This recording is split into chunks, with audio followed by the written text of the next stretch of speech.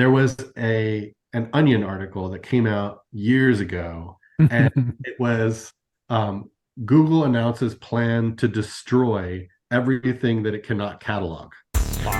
Right? The Bot Brothers. Welcome to the show. This is the Bot Brothers AI for Educators. I'm Mike Pearson. And I'm Pat Burns. We have, I think this is a unique show this week. We, Pat and I are in a book club with a bunch of other teacher friends of ours. And 6 months ago or so, we'd read a book by Ray Naylor, who's mostly, I guess, a sci-fi science fiction writer. The book we read was The Mountain and the Sea, that we'll talk about in a little bit. And Ray has a new one out called The Tusks of Extinction. If you haven't guessed, we have Ray on our show today. He's got all kinds of stuff published. He's got short stories. The Washington Post called Mountains and the Sea a poignant, mind-expanding debut. Slate called it a wondrous novel. We thought it was a fantastic book. There's octopus in it, an AI, but of a different sort. So we are really excited to have Ray on the show. He's also, I'm going to ask you to probably explain it with the diplomacy job that you work for the U.S. You've been in the Peace Corps, you've been in the Foreign Service, you've lived all over the world, and you have some ideas and opinions on AI, I do believe. And I think Pat and I are both really kind of interested because you are out there writing books, and then we have these AI systems that are also creating words on a page too. So we're interested in those opinions. So Ray, can you fill us in a little bit about the other work you do besides the writing? Yeah, I'm a Foreign Service officer. That's my day job. I joined the Foreign Service in 2010, and my last posting before returning to the U.S. was in Kosovo, but I've also been in Azerbaijan, Kyrgyzstan before that, and my first posting was in Vietnam in Ho Chi Minh City, and that's where I was on the Condal Archipelago, which is where the Mountain and the Sea is set. And then before the Foreign Service, I was working for American Councils for International Education, and I worked for them in Afghanistan, in Tajikistan, Kazakhstan, Kyrgyzstan, Russia. And before that, I was a Peace Corps volunteer with Mr. Burns in Turkmenistan, actually, 2003 to 2005 for me. And yeah, so I have basically lived overseas with some breaks for language training and some other things since 2003. And I came back in 2022. I was on detail to the National Oceanographic and Atmospheric Administration, their Marine Protected Areas Center. And right now I'm at the George Washington University as a visiting scholar. And yeah, that's me. We were chatting a little bit before the show about how I'm adapting to life or not adapting to life back in the US. But that's pretty much me. I've written since I was 16. Oh, wow. So and pretty seriously, actually, after about 16. So I published my first short story when I was 19.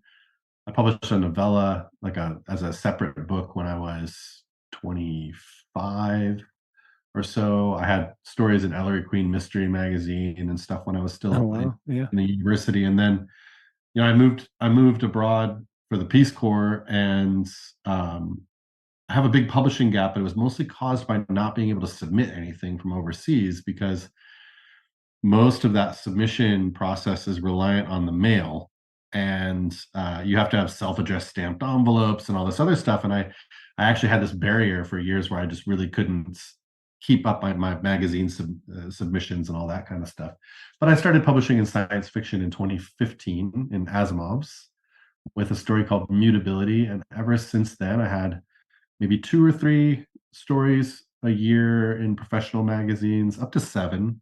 Actually, I had a few really productive years. But then The Mountain and the Sea came out. I finished it at the end of 2020, and it came out in October of 2022, and kind of changed everything since that was a big publisher, Farrar, Straus and Giroux,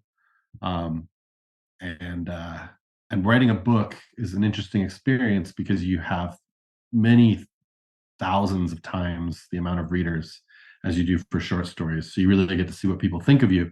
Because when you write a short story, you're kind of just dropping it into like a vacuum.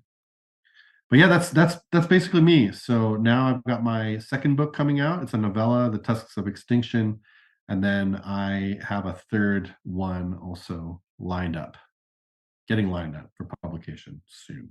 That's Okay. that's a lot. You lived such a full life.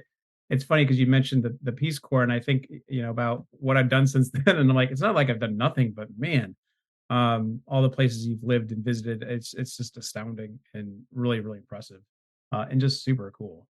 Um, you'd to kind of go back to the Mountain and the Sea for a moment. There was an interview that I caught with you and another gentleman, I think it was in the past month. And you had stated that your first novel was a novel about octopuses, and I think I recall reading it in that kind of vein. But then you said that when I think some of the AI stuff, specifically maybe ChatGPT, came out, reviewers started writing about your novel as if the book was about more so about AI, which I can understand why that would happen. But I guess what I'm wondering is, what I'm thinking about, like, what'd you make of that whole kind of um, experience of kind of realizing, well, it's not really what you had in mind when you wrote the book, but that people are kind of creating their own meanings out of that. Um, and I don't know, I'm just not sure, like from an author's point of view, I don't know, is that something that you enjoy seeing, or that it's kind of taking a life on its own, or I don't know. I was just kind of curious where that mind or where that takes you.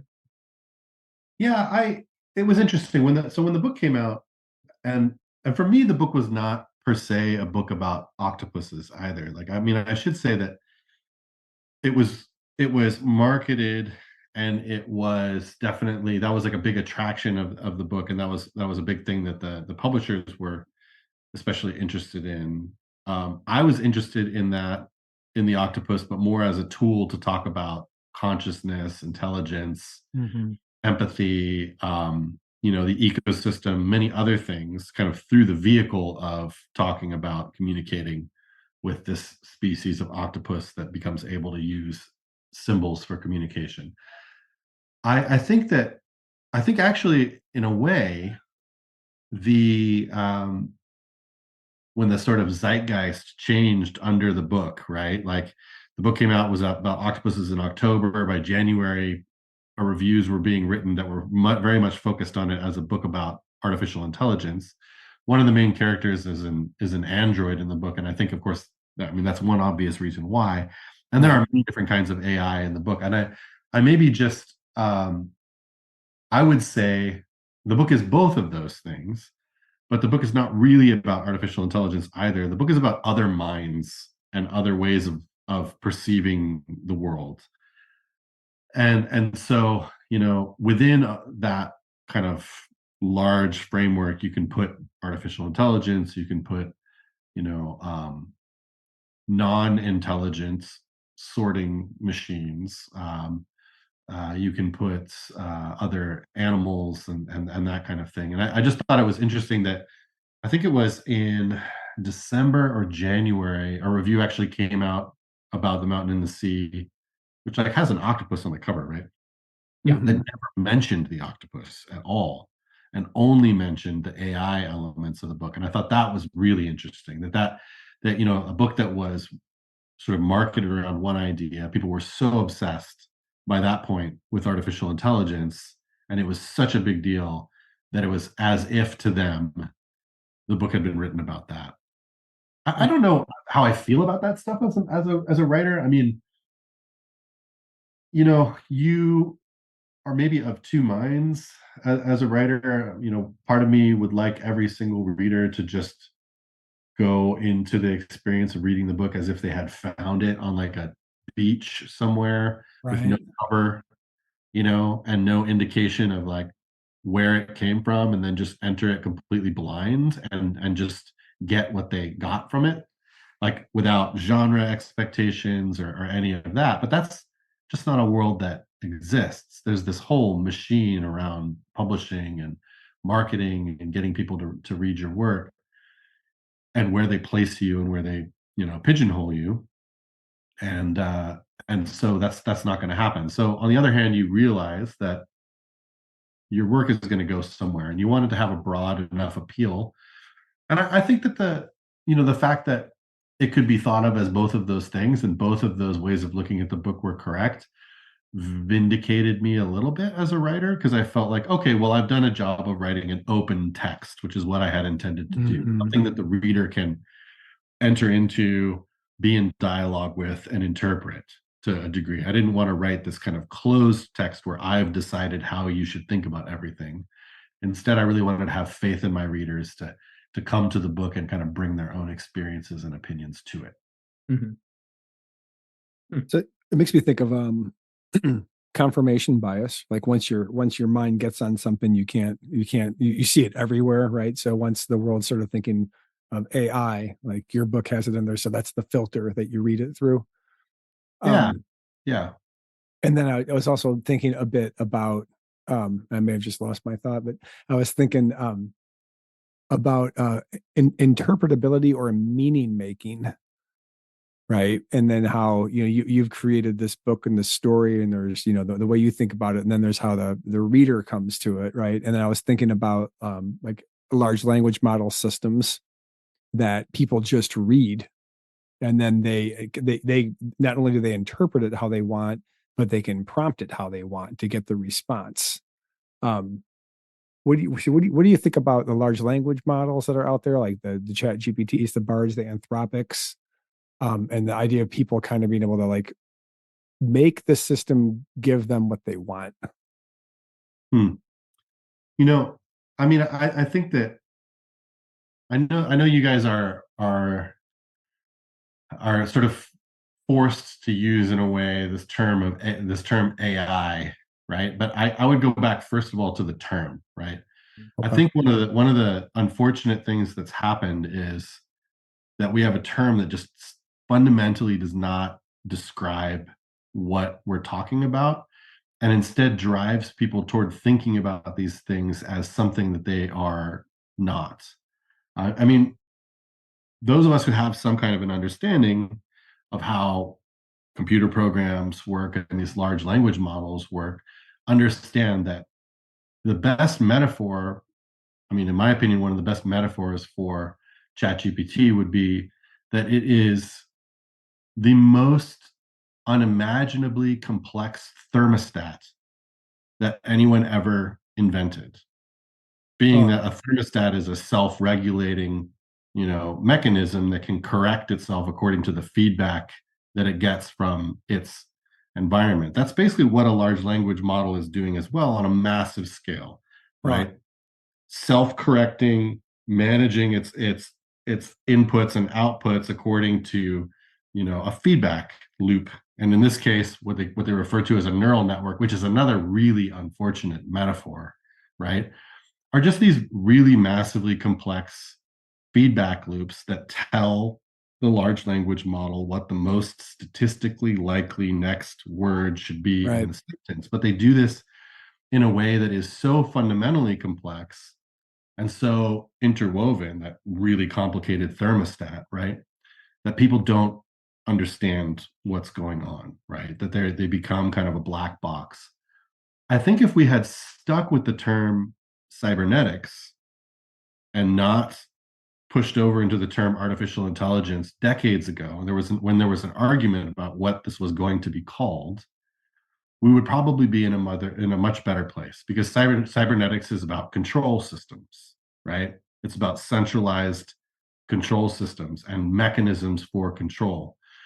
And so what ChatGPT is to me is simply an excellently complicated control system for statistically predicting linguistic output, right?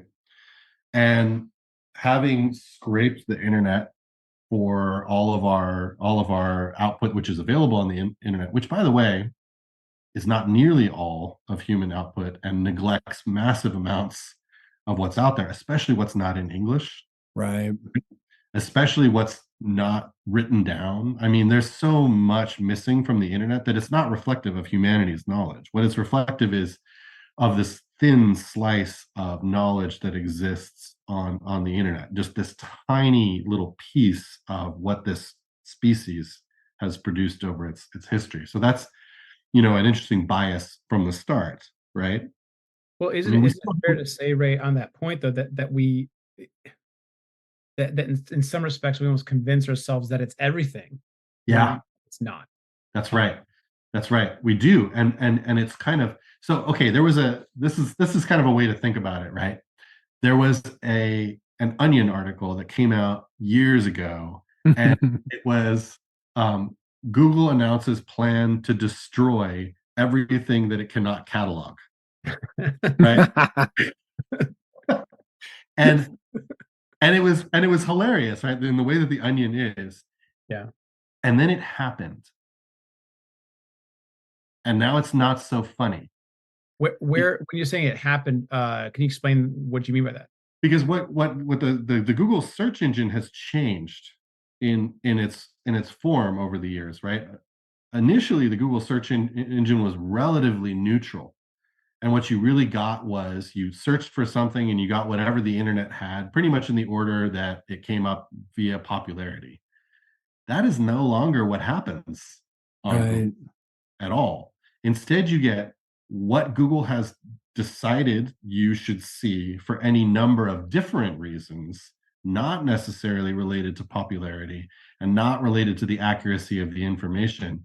And they've also added in chat GPT type, AI elements into that search at this point, so that if you search me, for example, and you just ask the like questions section where you can kind of interact with their AI, you'll quite often get other authors' bios that have appeared on pages where I have appeared. Yeah. Because it can't determine whose bio it's been scraping, right? Because my name is on that page and someone else's information is on that page, the page gets scraped and the information appears as mine. And so since I have a responsibility for protecting my image on the internet, I'm quite often, I kind of have to Google myself, right? And look and see what's out there. And what I find is that more and more of the information is in error and more things are missing as well, as it eliminates the lower level search results.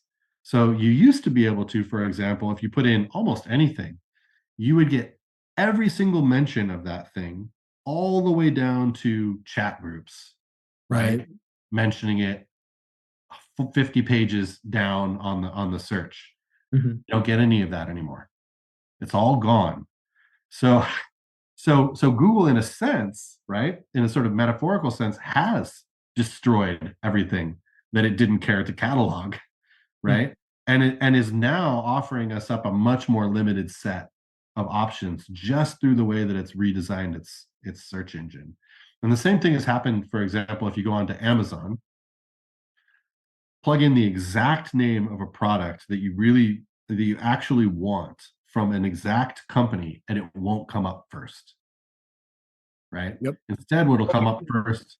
Well, it's usually there's like sponsorship ads or something. Is that sponsorship, but then also sponsorship ads that are somewhat hidden, and then other alternatives that are more profitable for Amazon, and then many other things. And sometimes you would almost think that the thing you're looking for isn't sold on Amazon. Then you go 2 or 3 pages down and you find out that in fact it is, right? So these ways that we have of interacting with knowledge have also become far more manipulative than they were even 10 years ago. And so we really are in a weird place now where that, like kind of like that Onion article, our access to knowledge is being manipulated and destroyed in some sense. And a lot of knowledge is being lost, because one way to lose things, right, is just to not have a way to access the center of the haystack anymore. Right. And that's kind of what Google has done. So I used to be like big on just digging through the haystack.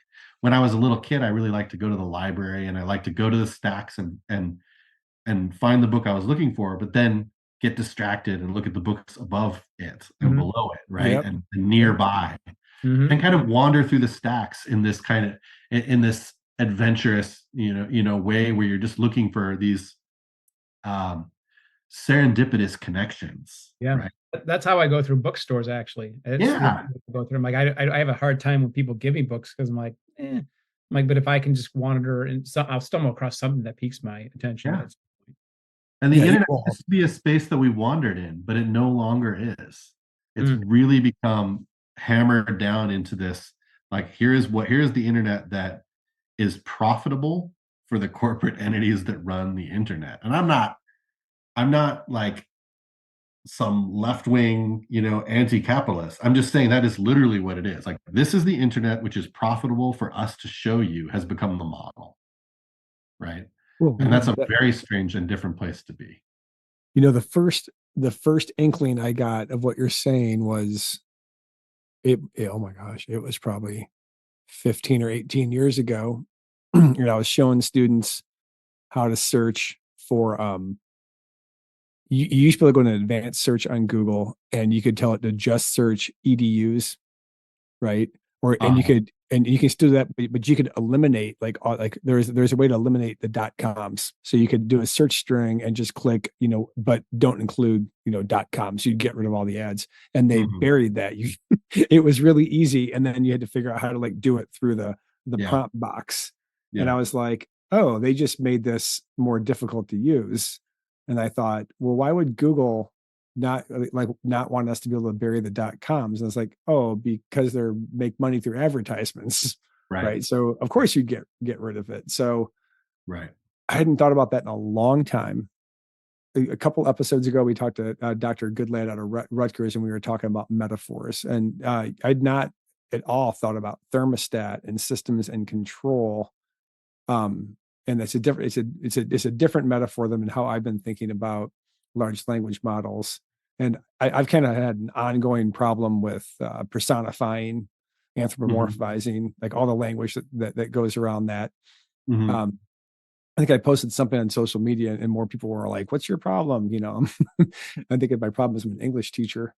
Right. And then there's this old Robert Frost essay that or talk that I've referenced before, and it's education by poetry. And it's really about if you don't understand when you're in metaphor or metaphorical thinking, you don't Mhm. actually understand what's happening. Mhm. And so you're kind of saying it's the wrong metaphor for how we're thinking about this. It's more like a thermostat, Yeah. right? And so if you're not thinking it's like a thermostat, if you're thinking it's like something else, then you're thinking about it in a way that only gets you so far. It's useful to a point before it breaks. Right. Um, Right.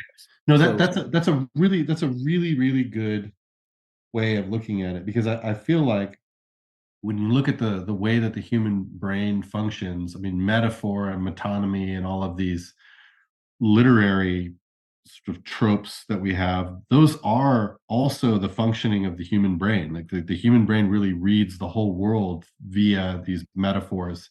And so as soon as you introduce something like artificial intelligence, a term mhm. that implies that we've created minds, people start thinking of them as minds. Whereas if I said, like, if I say, sophisticated linguistic thermostat, right?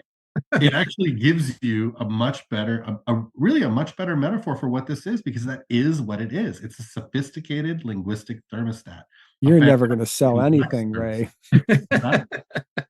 So you're never going to sell anything with that name. No, yeah, exactly. And I can't panic people into thinking that the problem is that it's going to become sentient, right? If I Right. call it linguistic thermostat. Um, because I mean, what's really interesting, and this also goes to, like, well, poor education, right? Is the idea that people don't understand things like that have been solved a long time ago. For example, the Chinese box problem. Could you translate Chinese into English without thinking, right? And like could a person, basically, if you had a person and a Chinese character came into a box, right, on one side, and they had a dictionary with what the character, was matched up to its word in English, and they pushed the English word out of the other side of the box, you would think, right, that the person inside the box who was doing this knew Chinese and English. But in fact, they don't need to know anything, right? They just need to execute a mechanical process by matching one thing with another thing. And so what people are not understanding is that this thermostat is a regulating system for exchanging tokens, right, according to a statistical likelihood. And because they don't understand those things, it becomes reasonable to think it's going to become Skynet. And then it becomes very easy to distract people from the real issue. And the real issue is more like, you know, do we really want middlemen not interested in the values involved with cultural production to be dictating what the tools are of that production and how they're used, right? I mean, do you want Elon Musk and people like him to be the ones who control the way books are written in our culture? And the answer is probably no, but people aren't talking that much about those problems. And I think part of the reason is that they're kind of distracted by this whole idea of these things becoming alive, right? Well, You know, that's maybe part of it, Ray. But there was where it is that you had that Time article recently, was the AI and the rise of mediocrity. There was that line in there where you said AI thrives when our need for originality is low, our demand for mediocrity is high. That kind of struck a chord with me, only because it seemed to me that more often than not, the masses, so to speak, or the I guess masses society prefers mediocrity. Mhm. And it sounds like what, not only just right now, but in your article as well, your essay on time, that you're saying, well, that is not good enough. We have to be able to provide spaces and avenues for higher quality outputs. Yeah. Yeah, I'm not sure if there's a follow-up or a question to that so much. Just more of just, I don't know. I think maybe what you just said about AI and people worrying about Skynet is maybe one thing, but I think it's also this sense of, where you seem to be okay with less than, in a way, or Yeah. with mediocrity. Yeah. I think that's a significant problem too, and that seems to pervade everything in culture everywhere. Um, Yeah. Yeah. It really does. And the AI piece that I wrote for Time started out as a very different piece and evolved over some months. But one of the things that I was interested in exploring, and I kind of explored for myself while I was writing that piece, was this idea that all mechanization, in a sense, is the reduction of the unique to the mass produced and the mediocre, right? Um, it's just a part of the process. But the question that we should be asking ourselves is, what is it of value to mechanize? And what is it of not like of no value to mechanize, or what might be damaged by being mechanized? And I can really simple example. We do not need artisanal cars, right? what do you say in We artisanal car? I was just thinking about cheese in right? cars. I don't I think was that's what you think mean. What do you mean by that? Do you mean like I was thinking Portlandia. Right. We don't need a bespoke car tailored to your individual specific, right. needs and completely unique to you, right? We need well functioning, well designed automobiles that are produced en masse so that everyone can have Papa, who is good that? good cars. Just a second. I have a break. you're fine. Let me just deal with this for a second. You're all good. You're all good. Well, as Ray's kind of sorting that out, there was this line in his book that actually is kind of circling around a lot of what we're talking about. So in The Mountain, the Sea, which I to our listeners, it is really, really good. And I don't say that as an old friend of Ray's. I don't say that as somebody who's just having him as a guest. Like, it is just really well written. And there's some really kind of poetic moments that I really love. But there's this one part at the beginning of each chapter, he has these epigraphs, it's like kind of quotes, if you will, and a lot of them stood out to me. And so I was like going back to find my book, because I haven't read it since probably last January. And in any event, so this one I'm going to read, that again kind of circles to, or seems to kind of connect to everything we're talking about here. There's this character named Dr. Ha Win, and the character says this. He says, "Not only," this is a quote, so not only do we not agree on how to measure or recognize consciousness in others, but we are also unable to even, quote, prove, end quote, it exists in ourselves. science often dismisses our individual experiences, what it feels like to smell an orange or to be in love, as qualia. We are left with theories and metaphors for consciousness, a stream of experience, a self referential loop, something out of nothing. None of these are satisfactory. Definition eludes us. I read that, I guess reread it. I'm thinking about the the sense that so AI is really kind of this mechanistic system, right? And yet it, by saying it's artificial intelligence, or as Mike, you're using the word, like as we anthropomorphize it and try to make it seem like human, like it just never will be. It can never match or ever give us a sense for, again, like what it's like to smell an orange or to be in love, as Ray points out in his book. These kind of I guess temporal things, these sensory things that we experience. What is it like to hear live music? What is it like to touch, or to pet your own dog? Like, it can't capture those things, and it can try to explain them, but it doesn't really do the job. It's so incomplete. And I think that's where, people who are advocating for AI as if it's like going to solve everything, it just isn't. It seems to kind of like give us a sense of humanity, but it's not humanity. And there's a big difference there. And so I don't know if Mike, if you have any sort of kind of thoughts on that, but that's where I'm impressed by what AI can do, but I do also have to recognize that it has some severe limitations, which is what Ray seems to be pointing out for us. And I think it is worth just acknowledging, because even though we do this podcast and we think it's kind of fascinating, it's not the same thing, as giving your mother a hug. It can describe it, but it's not going to be the same. And it There's never. probably an app for that, though. Yeah, right. Yeah, I will Download it. give you a hug now. Right. I am back, by the way. Yeah, So, yeah. Yeah. I was back in time to hear some of those nice things that you guys said about me.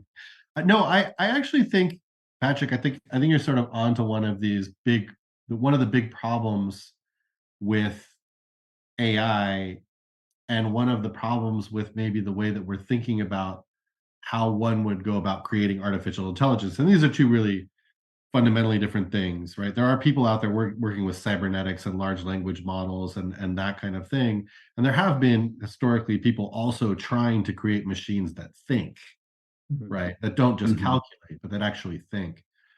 And one of the things that I think is most likely one of the most fundamental problems is that thinking evolved out of movement and being in the world.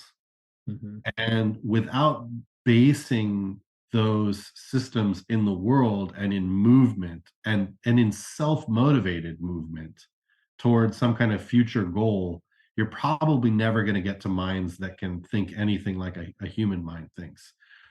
I have a basic theory of consciousness. I call it kind of like a sketch of why I think consciousness exists. Not how is it constructed, not any of these really like dense questions, but maybe why it would have emerged. And my theory is that life as it evolves on Earth introduces this one thing. The moment that something becomes alive, it does a really strange thing to the world, which is that it flips causation.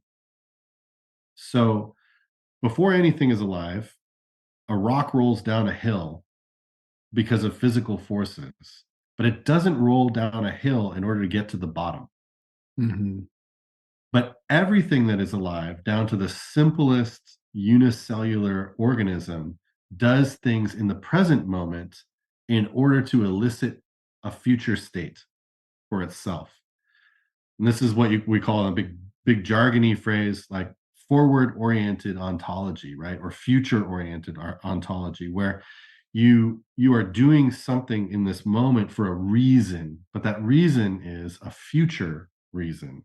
And it can be just momentary, right? Like I'm a spider hunting prey and I'm jumping and I'm calculating my trajectory so that I can eat, right? This prey. And I have a vision of why I'm doing this, in the sense that like life all of the systems of life are calculated to sustain life, but sustaining means having a future state, right? So a rock is not concerned with its own existence, but everything that is alive is concerned on some fundamental level with its own existence. And that's really the difference between us. So if you look at that sense of trajectory and how it might grow, you think, what do you need in order to elicit a future state? You need to know where you are. You need to know where you were just a second ago, because you have trajectory, and you need to know where you want to go, where you intend to go at some minimal level, right? Think of bacteria sensing sugar in a direction, and then the flagellate, moving the bacteria toward that food source, right? There's some impulse, some directional impulse to get somewhere, right? Mm. And this is the really unique thing about life, is that nothing before life wanted to get anywhere, unless you believe that the universe itself is mind-like, right? If you think of pre-life as just being physical forces, nothing wanted to be something, right? Or wanted to get somewhere. It just got and was. Right. Life strives. And so as you kind of emerge into these more and more complex systems, you get, for example, I would posit that a wolf spider, right, which has to hunt in many different ways, probably has a consciousness of some kind, some sort of decision-making mechanism that is more complex than an orb-weaving spider, which weaves a web virtually out of a program, right? And then an ape that has to live also in a cultural system, right, in a troop, and survive and know where it ranks amongst the other animals in its troop, how to do things, etc., becomes more complex and when it starts to imagine future states, they aren't physical states anymore, right? Something has changed. When it enters into a little bit of culture, it starts to imagine itself as being slightly up the rung, right, of the hierarchy, or maybe making friends and allies and doing other things. And the metaphor is still physical, right? It's still about getting there. It's still about the sort of future position and positionality, but now it's about positionality in these big, complex cultural worlds. And so, but the fundamental problem is that all evolved from being in physical space. It all evolved out of the body and movement and metaphors for that movement, right? And it all involves being a real part of a real world. And when you just have this program, right, it's just not going to get there. And the only future oriented ontology it has is what it borrowed from the people who designed it. It doesn't have any desire, it doesn't strive, right?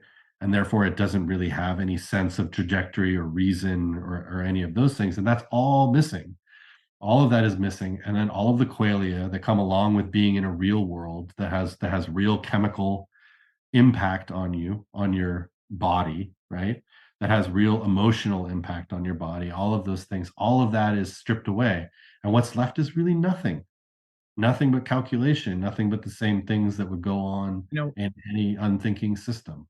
Right? Ray, it's interesting you bring that up, because in a more practical kind of, or not more, but in a practical sort of way, this sensibility reminds me, takes me back to last Friday, and I was at a meeting where we're doing curriculum maps, what have you, and for whatever reason, I felt like I had to get on a soapbox with somebody at our district office, and it's somebody I used to work with, and like we're all fine and cordial, whatever. But I was thinking about how there's always this push within our district to teach skills, right? It's skill, but that's all fine and well. It's a quantitative thing. You can kind of, you can tally up, find whatever. But what happens is, it seems to me, at least in our discipline, is that in education, or at least within our department, that it is therefore kind of stripped away the like valuing these qualitative sort of metrics or measures.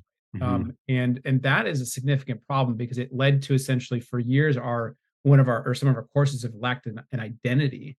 Mm-hmm. And it occurs to me, so like we used to have an American literature course, and then it became so skills driven that like it could be anything you wanted, but then because it could be anything you wanted, it became nothing.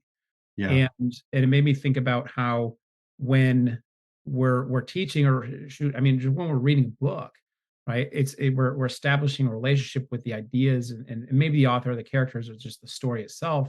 But there's Mhm. that human quality that you can't, nor should you put a number to it. And there seems to be a pretty big divide, I think, in the way that people conceptualize things.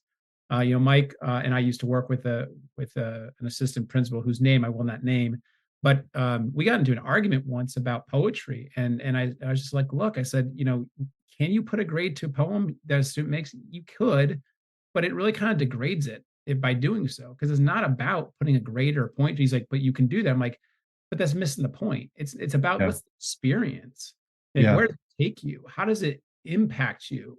And Right. like any good novel or story would, right? That's what matters. It's not if you can kind of put a value, some numerical value to, like, who cares about that? But like, does it move you? Does it help you understand yourself better? Does it help you understand the world better? And those experiential things are really, really hard to pin down.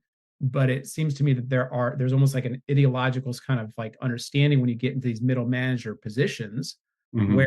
they're just like, no, we just need to put a number to it, as if like, check, it's good. It's like, but it's not enough. I just think it's kind of um I think it diminishes our humanity in some respects. So I I think think it it's does too. I mean, I think it does too. And like one great sort of philosophical exercise would be, imagine, right, all of the data, all the quantifiable data that could possibly exist about you. mhm. Everything that's available on the internet, everything that's in your medical records, every piece of data that has ever been collected about you, right? And now imagine yourself, right? How are those two things even remotely like one another? And how can we possibly abide living in a world that pretends like that collection of data is the same as that real person? Or more important, Or right? more important, Yeah. right? And the only thing that matters, right? I mean, I graduated from high school with a 1.86 GPA. And if That's you had looked impressive at in its own right, Ray. That's right, you got that tattooed on your arm. yeah. Um, I beat the system. I mean, I remember, no, I remember this. So 1.86 GPA, 400th in a class of 440 in my high school. And when I graduated, Mr. Q, my vice principal in charge of discipline, who was very, very close to putting me in a reform high school, but managed to allow me to kind of graduate from the high school I was in, called me into the office and he said, "Congratulations, Ray." I said, "For what?" He said, "You graduated high school in 3 years. You missed so many days over these 4 years of high school that I tallied them up. And it turns out that you only attended this high school for 3 years, but you still managed to graduate. So congratulations." That's hilarious. Oh my god. Oh my god. That's And impressive. That I, takes skill. yeah, Yeah. I feel like if I had been just so, but this is the other thing that Mr. Q said to me in the office that day. And this is the value of an educator, right? He looked at me and he said, "You know what? I've cut you a lot of slack, and you know why? Because I know you're going to do well. You're going to be fine." Well, He's like, "You're going to go." He said, "You're going to go on from here. There's going to be a system that's better for you, and you're going to be fine." Mm. right. And so, I wish you well. And we never had this antagonistic relationship. Like he felt that like there were things in my life going on that he could not understand, right? There were pressures, on me from outside the school that were causing my poor performance. Other stuff was happening, and he maybe didn't have the capacity to deal with those things. But what he did have the capacity to do was, for example, not to remove me, from the school and put me in the reform like high school, right? That we had in Fremont, and not to elicit all of the punishments that the system was capable of for a student that was like me. Um, we had lots of conversations over the years. Another one I remember is, I skipped class, so I got Saturday school. Then I skipped Saturday school, so I got suspended. And then Mr. Q called me in the office and he said, "Why did you skip Saturday school?" And I said, "Mr. Q, I don't want to go to school on Wednesday. I'm definitely not going to school on Saturday." Right. And I said, "Look, I don't want to be here. You know, if I cut school on Wednesday and you give me school on Saturday school, and then you say you're going to suspend me if I don't go to Saturday school, that's a 2-for-1 deal." You know? And so, um, but the point being, like, behind all that, all the behavior issues and the poor performance in high school and all of those things was someone else, right? And indeed, I went on to junior college. I went to Foothill Junior College. I was on the dean's list there, and I was very rarely far away from a 4.0 and like very high performance for the rest of my education. It turned out I just was a really bad fit for high school and the way that things were done there. Mhm. But I had some really good teachers along the way that just allowed me a little bit of slack so that I could get through what they knew was a system that wasn't too good for everyone, right? That really wasn't going to serve a kid like me well. And I'm very grateful to people not perceiving me as data. I wonder now, if I would have done as well, graduating now and being subjected to the kinds of like uh, more quantitative sets of decision making now, if I would have survived it or not. Or maybe there are people like you guys who are still looking out for real people and not just the mass of data that like represents a student on the page. I mean, I just don't the problem that I have with AI is exactly this. I don't see how AI is going to have that human touch, that thing Mhm. that sees beyond the data to the real thing in the world that is a Mhm. person. A person is not that collection of statistics. A person is it's very hard to grasp, right? Right? It's really difficult for someone to say, okay, this kid, although he may be underperforming and maybe X, clearly has something in him that is going to be, good in another context. And all we have to do is just make sure that he gets out of here. And there's really nothing to be done for him, except to kind of nudge him past the worst of it, right? And let him graduate with his class and get out of here. Mhm. And you know, how is AI going to help that happen? That would be my question. Like, how is AI going to solve these really nuanced real world problems? Because it also has built into it all the biases that the people who designed it put there, and I don't feel like enough of those people are the kinds of people that Mr. Q was, right? Mhm. Yeah. Um, certainly not the CEOs of the companies. Maybe some of the engineers are really interested in those really nuanced questions, but it's not going to make you a lot of profit very quickly. Right, right. It seems that it's really just a question of how you're going to define quality, right? Because Right.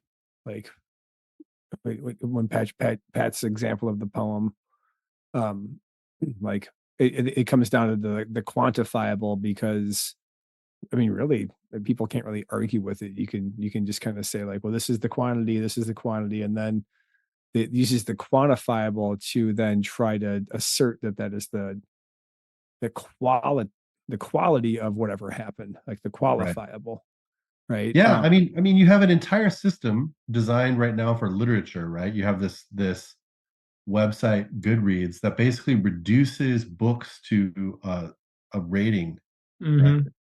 Yeah. Of Yeah. between 1 and 5 stars, Mhm. and you're Right. like I'm sorry, like is Hamlet a 4-star play or a 5-star play?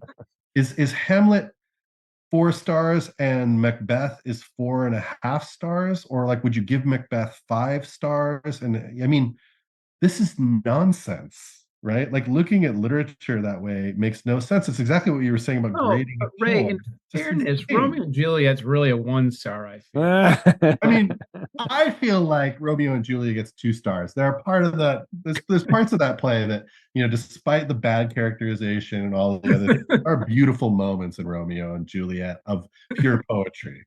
But here's a tangential question. What is Shakespeare's best sci-fi play? Oh, Sci-fi play. Oh, interesting. is it, are you going looking for like a punny title or something, or you're just No, I thought Tempest, but I was wondering what Ray would think. Yeah, that's the first one that came to mind for me as well. And Tempest actually, speaking of the mountain and the sea before, is was one of the touchstones for the mountain and the sea. And actually, the mountain and the sea quotes from the Tempest several Yeah, times in the book. There are little Easter eggs in there. right, Ray, right. I recall years ago you'd mentioned, I think you probably said on Facebook that you'd read every single Shakespeare play in like a Yes. short period of time, and you started to actually think and speak in that way. Is that right? Well, I didn't speak in that way because I knew better, Oh, but fair enough. but I was actually able. So I spent a year just reading Shakespeare and pretty much nothing else. I read a few other Elizabethan playwrights who were contemporaries of his, but Webster and people like that and Marlowe. But mostly just reading Shakespeare, and I read all of his work. I was familiar with most of his work from before that, but yeah, by the end of the year, I could basically read a Shakespeare play, and it felt as if I was reading like in modern English. I mean, I completely was I was so immersed in his language that yeah, I could look at it and just understand the the Elizabethan era meaning of the words as if it was just as easy as to understand as a modern word, because there are a lot of there's a lot of lost meanings of Yep. words.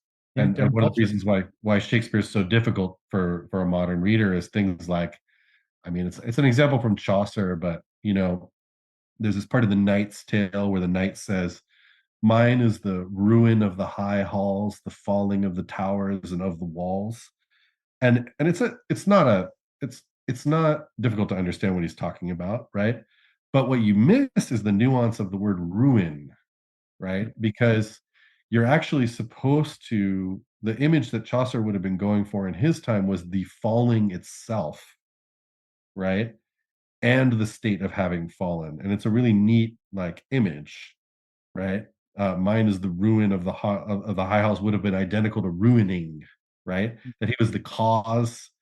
Then you're supposed to see him as the cause. You're supposed to see Mhm. the halls ruined in the past Hmm. tense, Hmm. and you're supposed to also witness the fall, all by hearing that word, that mine is the ruin, right? And it has this kind of unrepeatable nuance that's really contextual to the time in which it's being used. A lot of Shakespeare's words are like that. You can kind of recover their meaning, but you can't recover the feeling tone Hmm. of them, right? And yeah, by the end of the year, I feel like I was like feeling those plays. I mean, it was an interesting experience. But anyway, sorry, that's a digression. It's a Yeah, digression. it That's was, my but I fault. had to ask. It's my fault. Sorry, Mike. Go ahead. Um, yeah, I was just thinking about hip hop artists and rappers, and they do the same thing with their lyrics. Like I'm pretty convinced that the Shakespeare of today is a rapper, maybe A$AP Rock. I don't know. Um, just the wordplay when you kind of examine what they're doing is like, and you don't get it if you're not in the world of that language, which I'm not. Yeah, So sometimes I have to look stuff up. It's like I'm reading right, Shakespeare because right, middle-aged guy reading, right. listening to new rap, right? I'm like, well, I don't know what that was. Um, so I want to keep on going with the conversation, but we're up on about an hour, Ray. And so maybe we can have you back after your next book is out. I'd be happy to Um, come back anytime. It's very enjoyable to talk through these things. I'm really glad that, Pat, you were saying earlier that I've had this really exciting life, et cetera, et cetera. I just wanted to say, um, I there's probably no one I have more respect for than a teacher, honestly. And this is not not just because I'm talking to teachers, but I feel like I can think of a few teachers along the way who really saved me. Mhm. The first one being Mr. Lotes, my fifth grade teacher, who like really like I felt he was the first teacher that I'd ever had who saw me and sort of understood who I was and really was like focused on bringing out the best, of that person. And then after him, I had several good teachers in high school, but then I had a couple of professors, especially Professor Earl Jackson at UC Santa Cruz, who just completely were able to change the way that I saw the world. And I dedicated, I mean, the Mountain and the Sea, back in the acknowledgments, I mentioned Earl Jackson, but I should say, like, there's no more difficult thing, I think, in some ways than to be a teacher. And people would ask me, oh, have you ever thought about teaching? And I literally like recoil from this in horror because I know that I'm so incapable of being the kind of person that it takes to be a good teacher. Like that I taught in Turkmenistan and it was a wonderful experience, but those kids loved everything that came out of my mouth because I was an American. And it was the only time they were going to, get to talk to some strange foreign creature, right? And Mhm. have this experience. And it was easy, and they kind of ruined me for it. But like trying to teach in the complex environment of like the American schoolroom right now, it just has to be fantastically challenging. And I have to say, like, my life may sound a lot more interesting, but I am sure that you have done a lot more than I have that is of value in that 20 years. Um, but you're not going to get the kind of credit for it that I will for what Well, I do. that is very kind, Ray. We appreciate that. I I think paid him $20 to say that before the show, just so our listeners know. I do appreciate it that the sentiments and the thought and that you expressed all that. We do appreciate that. I kind of like, I'm always kind of like, we're in this together, man. There's the teachers and there's the writers and there's the government workers and there's everybody, like, Yeah, yeah, and maybe we can be just a little more kind to each other as Pat is always pointing out. yeah. I do want to leave us with your next novel, The Tusks of Extinction, is out January 16th in 2024, right? Yeah, correct. So this is a novella. It's a bit shorter than a novel. It's about the same length as like Heart of Darkness, Okay. right? Or I think it's probably around the same length. It's a lot of like the literature you would have read. A lot of classics are actually novellas that we call novels, but that's more of a commercial category Yeah. now. I love I novellas. think of it It's a, as a book, right? yeah, but It is a book. not one that you look at and you go, I don't know if I want to do that. Yeah, exactly. So it's going to be much less intimidating in size. I know Mountain and the Sea was like a little bit on the intimidating side, and this is a sort of designed to be very compact, but I would also say like it is absolutely packed with story. So Right. I don't think that anyone's going to come out of reading it and thinking that they didn't get a full book. Well, I think Ray, I think I got a science teacher in our building to want to buy it. So Awesome. just earlier today, it came up in conversation, and she's like, "That sounds amazing." I showed her like the Amazon page. She's like, "Oh, I'm going to get that one." I'm like, "Yeah, you should. Why not?" Nice. But anyway, yeah, I would love to come back, and this has been great. I mean, it's always good seeing Pat again, and I'm always happy to do these kinds of things, and I hope some of what I said was intelligible. It's all good. It's all good. Thanks for coming on the show, Ray. Wonderful, This Ray. is Thank you so much. This is the Bot Brothers AI for Educators. I'm Mike Pearson. And I'm Pat Burns. And if you like that show, please share it. Please like it. Please give it to your friends. You can check us out on our website or on the RSS feed. The podcast is available everywhere. Thanks for listening. If you want to get in contact with us, you can look for Mr. Pat Burns' Facebook page, or we got a Twitter account that's up and running. But that's the show for today. And again, Ray, thanks so much for coming on. Have a good one.